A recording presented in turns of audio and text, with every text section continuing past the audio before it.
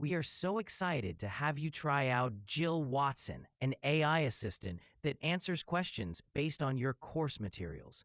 In this video, we will show you how to use Jill Watson. When you open Canvas, you will see Jill Watson tab in your navigation options. Click on it to get started with Jill Watson. You will see two tabs on the top, the Chat tab and the Documents tab.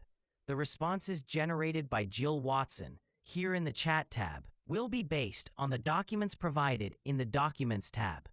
On the top right, you have options to switch between light and dark mode, enter and exit full screen, and to provide feedback and report bugs.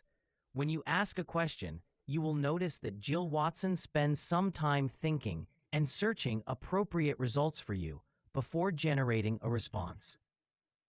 You can also see the reasoning process if you are curious about it by clicking on the bulb icon next to the bot image.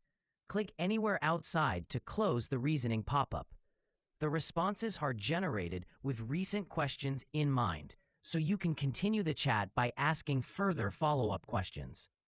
In each answer, you will notice that you can see links on the right when you hover over a part of the answer. These links show where the response text or image is being taken from.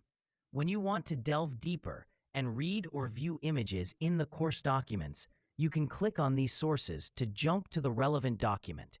The relevant part will be highlighted for a few seconds. You can also freely switch between documents and browse them as you wish. When you select a piece of text, you will see two options, one to summarize the text, and another one to explain it like I'm 10. Selecting either of these will create a prompt and send it to Jill Watson to do the respective task. Finally, please remember to verify the generated responses by checking sources and exercising reasonable caution, as AI can make mistakes. We hope that you have a great time learning with Jill Watson.